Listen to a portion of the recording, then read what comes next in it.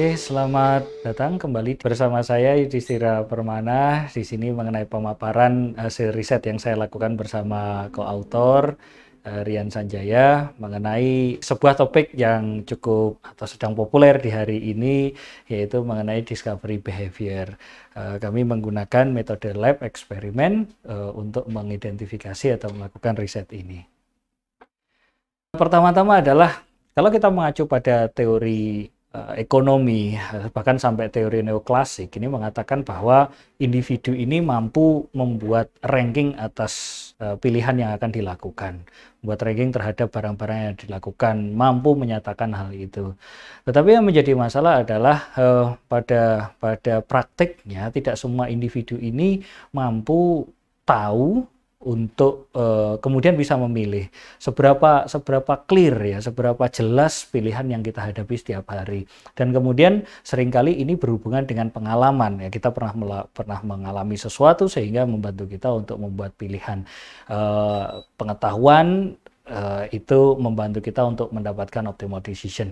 Nah, di sini yang menjadi permasalahan adalah bagaimana ketika kita menghadapi situasi di mana kita ini belum pernah mengalaminya. Mungkin kita tahu tapi tidak full knowledge ya. Sebagai contoh adalah kalau kita diminta untuk datang ke sebuah tempat yang belum pernah kita datangi sebelumnya dan pengetahuan untuk terhadap kota tersebut cukup kecil sebagai contoh, lalu kita masuk ke penginapan, kemudian kita mau makan, begitu, apa yang akan kita lakukan? Apakah kita kemudian akan mendapatkan the optimal decision dari makanan yang ada di sana?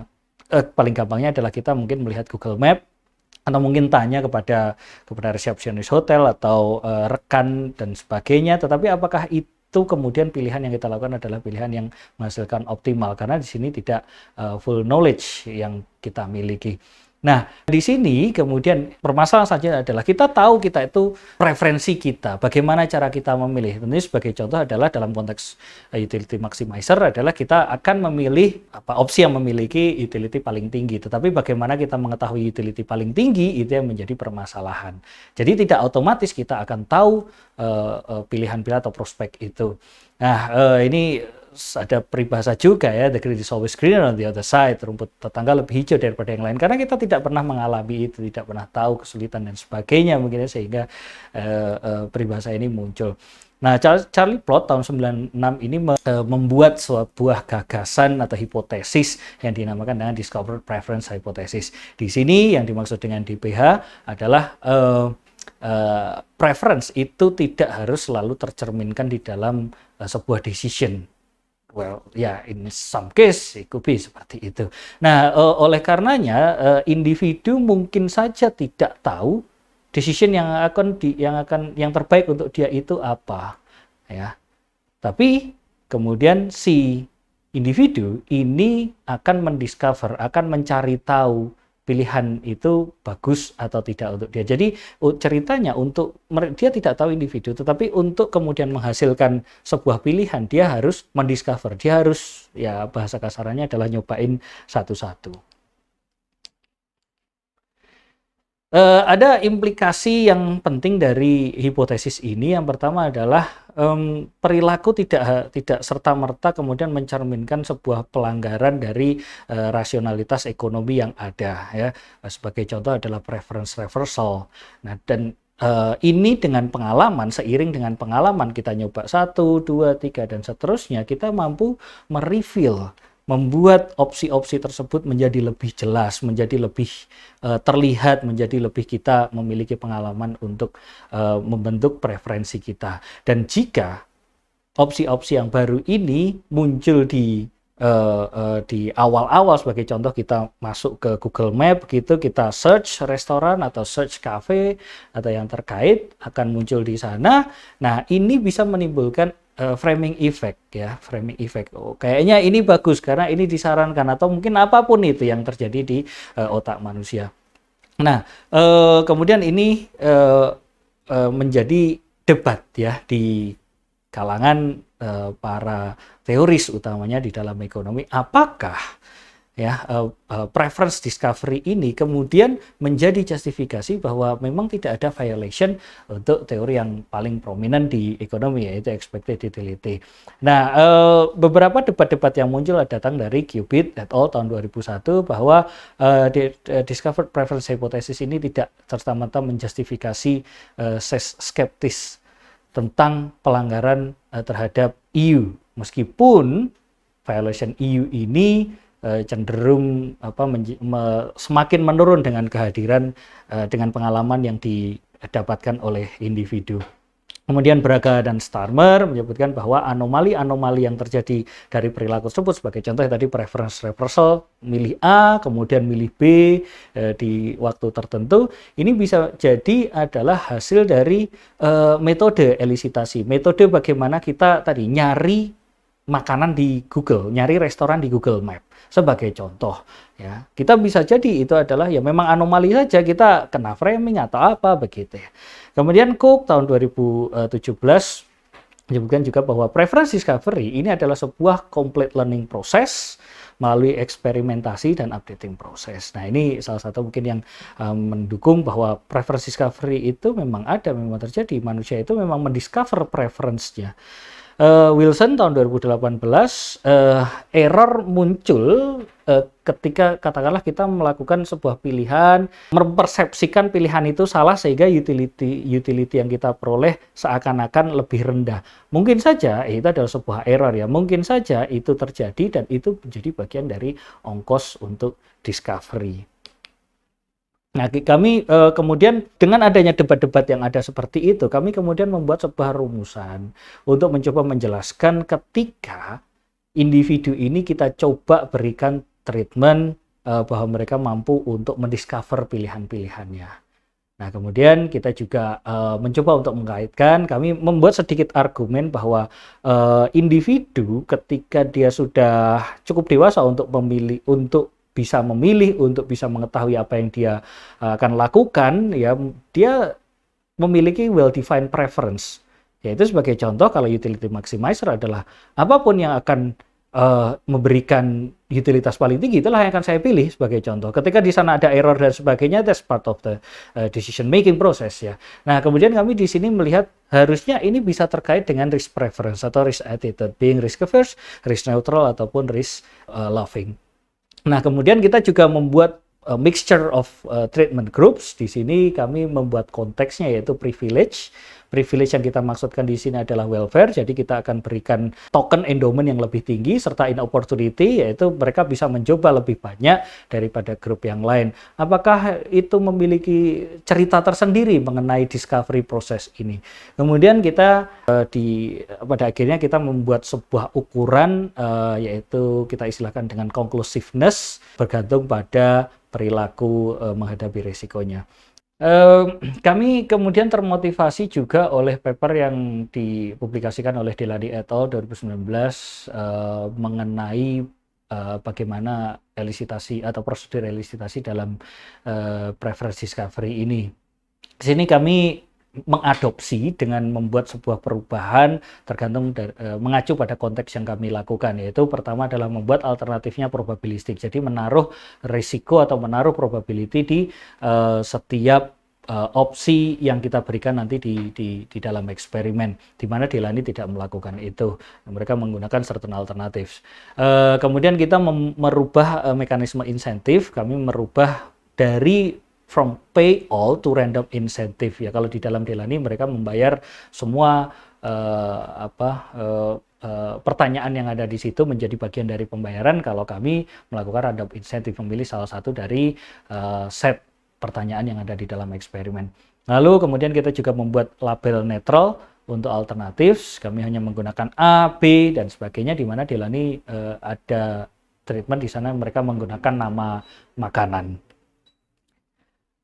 Kami melakukan eksperimen lab, tetapi dengan online, karena kami lakukan di masa pada saat itu agak cukup ini ya, kasus COVID cukup naik lagi sehingga kami tidak mau mengambil risiko untuk melakukan lab offline. Tetapi pada praktiknya sejak pandemi berlangsung ini lab online, eksperimen lab online ini mulai diminati, bisa refer kepada banyak literatur mengenai itu dan kebanyakan memberikan kesimpulan bahwa tidak jauh berbeda apa yang dilakukan, keputusan-keputusan subjek yang diambil pada saat lab fisik offline maupun dengan menggunakan online seperti ini, asalkan di sana yang menjadi kunci adalah bagaimana kita menjelaskan rule of the games. Oke, kami membuat 4 group treatments di sini. Yang pertama kita kode dengan G1. Di sini ada HLT adalah memiliki token yang rendah atau hypothetical low tokens. Kita berikan mereka 3 tokens atau 3 endowments untuk nanti bisa melakukan menjadi uangnya dia untuk melakukan discovery, dan juga 10 periode atau kita kode dengan HSP yaitu hypothetically shorter period. Untuk G2 itu ada 3 tokens dan 20 periods, jadi dia dapat privilege di dalam akses atau opportunity, lebih banyak periodenya untuk melakukan eksperimentasi. Ada G3 yaitu high tokens, dia jadi lebih kaya, lebih makmur untuk bisa membayar ongkos discovery-nya, tetapi periodenya tetap pada shorter period, 10 period. Dan G4 ini adalah full privilege, yaitu 6 tokens, 2 kali lipat daripada G1, dan 20 periods, 2 kali lipat daripada G1. Kami membuat seperti itu untuk mengidentifikasi privilege mana yang bisa membuat perbedaan di antara grup yang kita munculkan di sini. Di sini rule of the game-nya adalah si subjek akan mengalokasikan tokens-tokens yang dia berikan di setiap ronde kepada alternatif yang diberikan, di mana alternatif yang ada di sana seperti sebelumnya adalah alternatif probabilistik. Kemudian satu ronde dari seluruh ronde yang dihadapi oleh subjek ini akan dipilih salah satu untuk menjadi basis dari pembayarannya dia. Nah, sekali lagi metode eksperimen lab ini memberikan bentuk pembayaran yang tidak sama kepada setiap individu atau setiap subjek, tergantung dari apa yang mereka lakukan, dan kami berharap mereka melakukan sesuatu yang mereka inginkan, mereka sesuai dengan preferensi mereka, sesuai dengan kondisi mereka, dalam rangka untuk bisa kami motivasi melalui uang. Kami mendapatkan 216 subjek melalui lokal milis yang ada di kampus UGM, dan kita menyediakan mereka dengan consent form sebelum melakukan eksperimen, mereka mengisi itu dan sebagainya. Kami tidak berusaha untuk mempercepat mereka, tetapi kita memberikan limit untuk mereka berpikir dulu. Kami memberikan limit 15 detik agar mereka bisa tahu dulu situasi yang mereka hadapi, daripada kemudian mereka melakukan pilihan dengan ngawur. Kami juga memiliki 3 blocks dalam menyusun problem set untuk membuat sebuah ronde yang akan kemudian kita translasikan ke dalam HSP atau HLP, hypothetically shorter period atau hypothetically longer period. Dan di sini individu nanti akan diberikan token tergantung dia akan masuk ke grup mana, yang itu dilakukan secara acak juga. Belong to a group itu dilakukan secara acak. Masing-masing blok kemudian akan memiliki 10 atau 20 ronde tergantung dari apakah dia masuk HSP atau HLP, serta set 21 alternatif probabilistik. Ya, di masing-masing blok itu dia akan menghadapi menu yang berisi 21 alternatif probabilistik yang itu akan menjadi bagian dari alternatif yang akan muncul secara acak untuk dia alokasikan atau beli dalam proses discovery-nya. Each period kemudian itu akan merandom 5 alternatif dari 21, dan itu kita lakukan bisa muncul lagi ya. Jadi yang sudah pernah muncul bisa muncul lagi ya, yang sudah pernah dialokasikan untuk token juga akan muncul lagi. Nah, bagaimana muncul laginya? Dia akan menjadi alternatif certain. Ketika sebelum dia mengalokasikan itu adalah alternatif probabilistik, kemudian dia alokasikan di sana di satu periode, kemudian di periode lain itu muncul, dia akan menjadi certain alternatif, tidak lagi menjadi probabilistik alternatif. Nah, bagaimana kita menyusun blok atau membuat sebuah problem kita mengacu untuk blok 1 kita mengacu pada Eckel-Grossman 2008 yaitu ordered lottery selection di mana semua lottery ini memiliki expected value yang sama. Alternatif 21 jumlah 21 ini memiliki identical expected value. Blok 2 kita mengacu pada modified Holt and Lowry 2002 yaitu multiple list of triplet. Jadi kita di sini memiliki sebuah triplet opsi A, opsi B, dan opsi C. Kalau di blok 1 kita hanya memiliki opsi A dan opsi B. Di sini increasing expected value dari A dan B tetapi membuat fix untuk expected value C. Nanti akan kita tunjukkan tabelnya. Blok 3 kita mengacu pada Tanaka et al. 2010 multiple list of triplet juga dengan fix untuk expected value di sisi A di opsi A tetapi dan C tetapi increasing expected value dari B, di mana expected value A akan lebih kecil daripada expected value C. Nah, kami mengkategorikan bahwa blok 2 dan blok 3 ini lebih kompleks daripada blok 1. Kita akan lihat bagaimana bentuknya. Nah, ini seperti ini. Blok 1 kita lihat di situ ada 21. Kami menyebutnya di sini sebagai lottery atau terminologi yang umum di dalam eksperimen lab. Ada 21 lotre di mana low payoff sebesar yang di sisi di kolom kedua dan high payoff di kolom ketiga. Di situ memiliki masing-masing probability-nya ya, setengah-setengah kita buat di sini. Cukup simple untuk blok 1. Nah, sedangkan blok 2 kita memiliki A dan kita memiliki B serta memiliki C di sana. Di mana C we keep as a certain alternative, yaitu untuk jadinya totalnya ada 21. Di mana yang A itu kita lihat ada X1 payoff-nya sebesar 30, X2 sebesar 16 dengan perbedaan ada di probability. Begitu juga untuk yang opsi B. Nah, ini yang kita sebut dengan multiple list of triplet 1. Multiple list of triplet 2 atau di blok 3 kita membuat sedikit berbeda dengan yang ada di blok 2. Lottery C atau alternatif C itu tetap ya, dia hanya ada satu saja, Di lottery A dan lottery B ini mereka memiliki expected value yang sama. Ya, kalau kita lihat di expected value yang A itu 20,09, expected value yang B dia berubah. Ya, dia berubah, tetapi at some point dia akan lebih tinggi daripada yang si A. Perbedaannya dengan yang dua, expected value A dan expected value B itu juga berubah di masing-masing alternatif, dan at some point expected value B itu lebih tinggi daripada expected value A. Ini kita bikin seperti ini untuk merepresentasikan situasi yang berbeda di antara masing-masing blok untuk kemudian menjadi seperti yang ada di sini. Ya, ini adalah tampilan layar yang dihadapi oleh si individu atau si subjek. Jadi sebagai contoh adalah ronde 1, dia kebetulan berada di grup yang memberikan tokennya hanya 3, dan kemudian dia bebas untuk memilih alternatif yang diinginkan dari 5 alternatif yang diambil secara acak dari 21 tadi. Jadi blok 1 ngambil 5 secara acak untuk bermain sekian ronde atau periode tadi.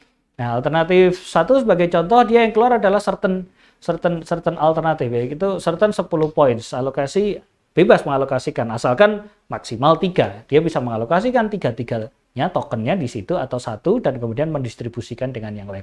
Alternatif 2 adalah probabilistik, sampai kelima juga probabilistik, yang akan dia ketahui pada akhir dari periode mengenai the real payoff yang akan dia dapatkan dari ronde ini, tergantung apakah dia mengalokasikan di sini atau tidak. Kita impos sekali lagi 15 detik untuk si subjek mikir dulu, ya, si subjek mikir dulu mau mengalokasikan yang mana sehingga bisa memaksimalkan utilitasnya. Nah, oke. Dari bentuk permainan seperti itu, kemudian tugas kita adalah memodelkan pilihan dari si individu. Bagaimana cara si individu memilih ini? Tentunya akan sangat banyak sekali model-model yang dibuat, tapi kami memulainya dengan sesimpel dulu, hal-hal yang simpel dulu, di mana ketika si subjek ini memiliki atau menghadapi ronde seperti ini, maka dia akan menghadapi at the end of the day, dia akan memiliki set yang dia pilih dan set yang dia tidak pilih. Ya, yang dia pilih dia alokasikan token.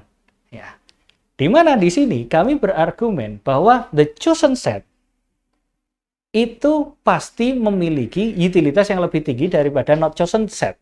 Karena dia telah berpikir, dia merumuskan, dan dia menjadi utility maximizer, maka yang dia pilih at least memiliki utilitas lebih tinggi daripada utilitas yang ada di alternatif atau yang di set yang dia tidak pilih. Sehingga, in any case, the minimum of C, the chosen set, itu setidaknya lebih besar atau sama dengan daripada the maximum alternatif in the not chosen set. Kalau kita menggunakan teori expected utility, sehingga kemudian di sini kita akan impose risk aversion, we keep as simple in the first place, ya, EU dari the minimum of C pasti akan lebih besar atau sama dengan daripada EU of the maximum NC. Ya. Kemudian kami mengestimasi, ya, preference yang ada di spesifikasi EU seperti ini dengan mengasumsikan adanya noise di dalam decision.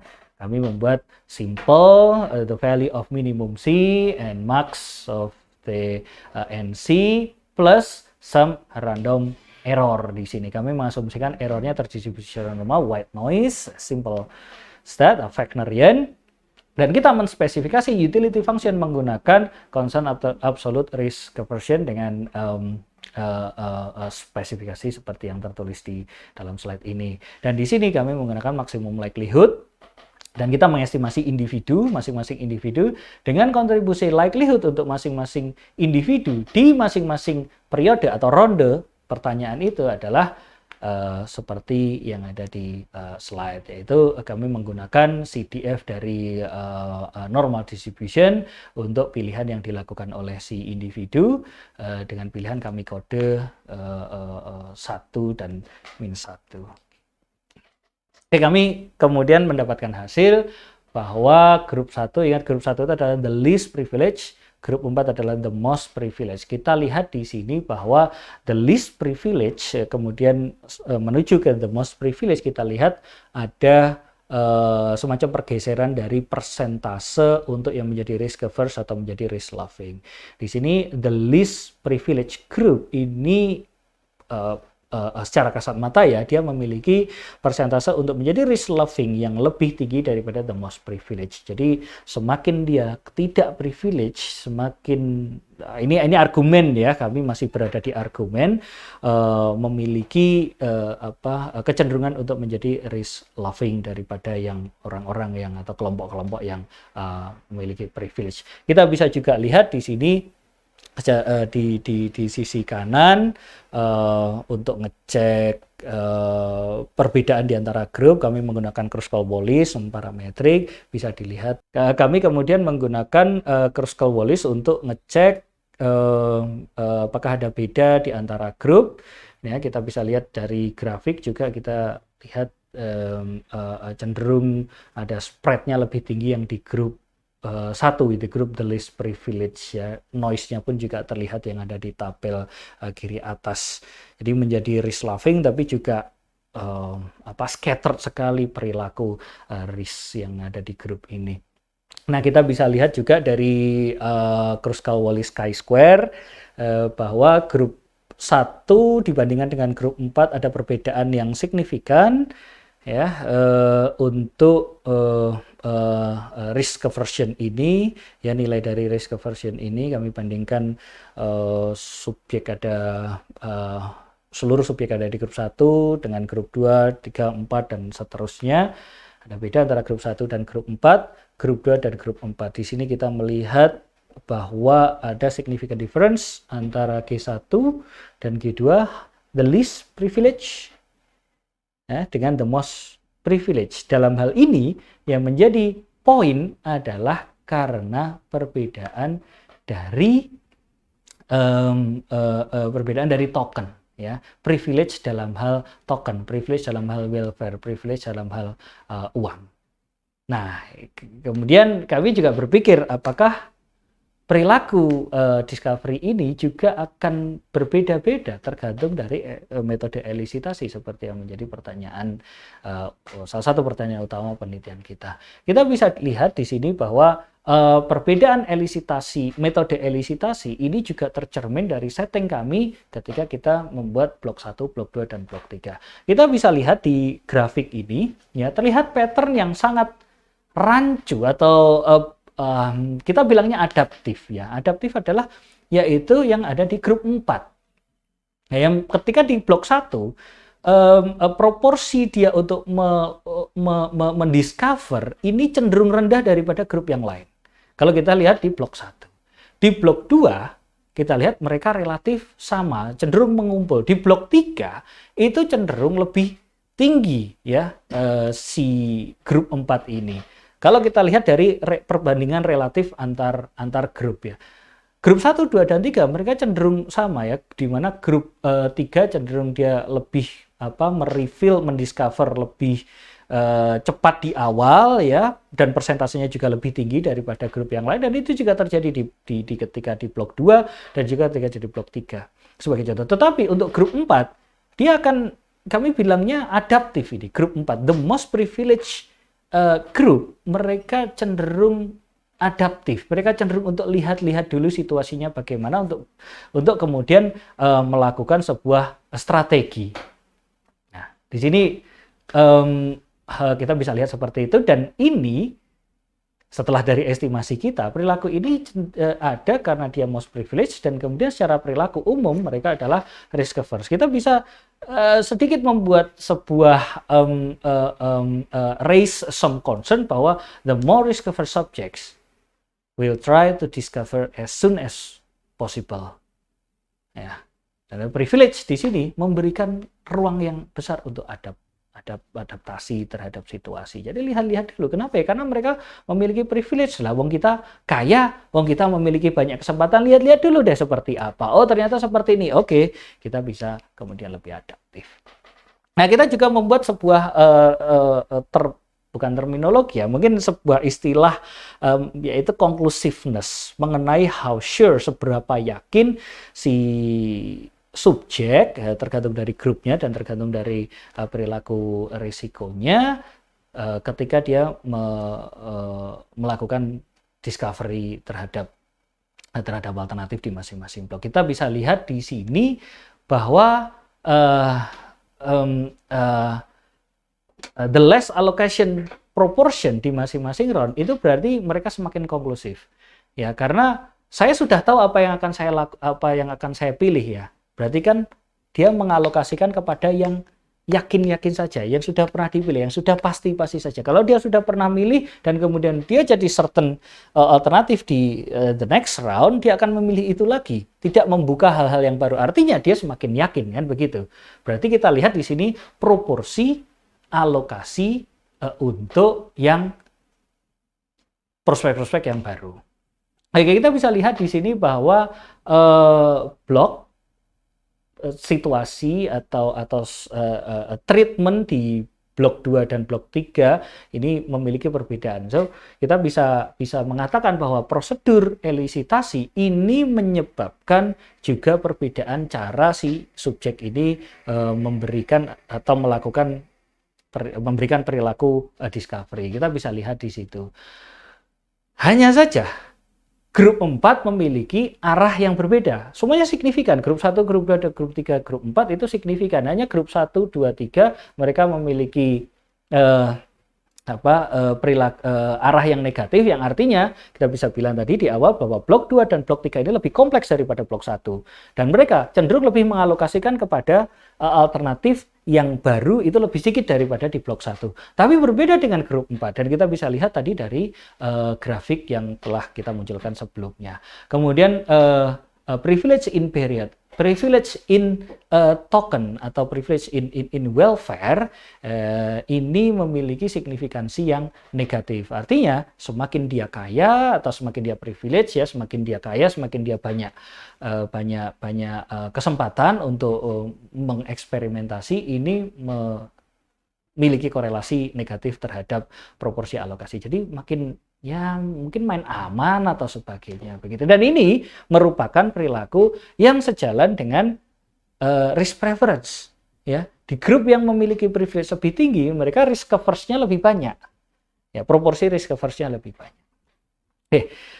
Kemudian di sini kita juga mengidentifikasi bahwa blok 2 dan blok 3 ini kan tadi lebih kurang ya alokasi terhadap alternatif-alternatif yang baru. Apakah di sini kita memunculkan pertanyaan, apakah di sini artinya subjek-subjek yang berada di G1, 2, 3 yang tidak lebih privilege daripada G4 ini cenderung untuk simplify the problems. Atau mereka diberikan privilege di grup 2 dan grup 3, privilege antara in tokens and in periods, mereka masih tidak cukup paripurna privilege-nya, sehingga mereka, kami pikir ini sebuah pertanyaan ya, apakah mereka simplify the problems of situation ya. Dan kemudian variabel-variabel yang lain seperti clear difference antara X1 dan X2, OP-of-nya tidak terlalu jauh, probability-nya tidak terlalu jauh. Ini juga mempengaruhi subjek untuk conclusiveness-nya mereka. Dan kemudian dari hasil ini yang terakhir adalah the dominant X1. Kalau X1-nya itu tinggi sekali daripada X2, kita lihat tadi struktur masing-masing lotre kan, ada X1, ada X2, ada P1 dan ada P2, itu cenderung membuat mereka untuk mau lebih discover. Jadi kalau ini terlihat, oh X1-nya lebih gede daripada X2-nya. Ya, ini bisa memunculkan bias ya, bisa pertanyaan sekali lagi, ini pertanyaan, apakah ini bisa memunculkan bias, apakah ini artinya bias bagi si individu untuk kemudian coba. Oke, kesimpulan kami bahwa kami setuju, ya bisa dikatakan kami setuju bahwa preference discovery ini muncul atau perilaku discovery. Kami tidak mengatakan ini sebagai preference discovery, tapi discovery behavior instead of preference discovery once again. Dan kami setuju bahwa perilaku discovery ini karena adanya perbedaan cara elisitasi, perbedaan bagaimana situasi yang kemudian dihadapi. Dan ini mempengaruhi cara individu untuk melakukan discovery.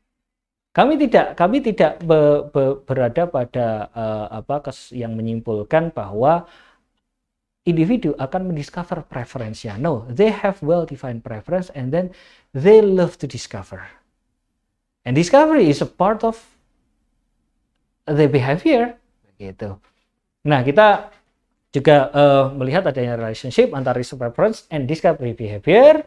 Ya, sebagai kesimpulan, subjek kami possess risk-averse attitude, ya, and exhibit a concave discovery, jadi concave bentuknya, discover as soon as possible in early rounds, ya itu yang mereka lakukan mostly, dan itu terjadi di grup-grup yang privilege-nya tidak lebih, privilege-nya yang lebih banyak ya, mereka banyak risk-averse.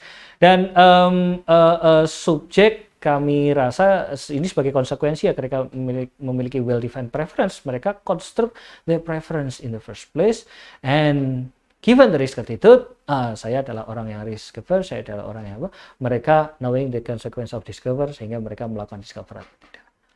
Dan ini adalah proses mereka mau discovery atau tidak, itu adalah proses mereka untuk memaksimalkan preferensinya. Balik lagi contoh ke mencari restoran di Google Map, kita mau nyoba, kan kita tidak tahu tuh berada di kota atau di negara atau di tempat yang kita belum pernah kunjungi, hanya tahu sekelebat melalui baca, foto dan sebagainya gitu, nyoba kayaknya di situ asik. Dan ini adalah perilaku yang menjadi bagian dari utility maximization process. Dan discovery behavior is once again sensitive terhadap high privilege. Jadi mereka jadi lebih adaptif, lebih untuk lihat-lihat situasi dulu. Ya, adaptif. Mereka konklusif tapi juga adaptif. Ya. Mereka ingin, kalau saya sudah mau milih ini ya sudah saya pilih itu.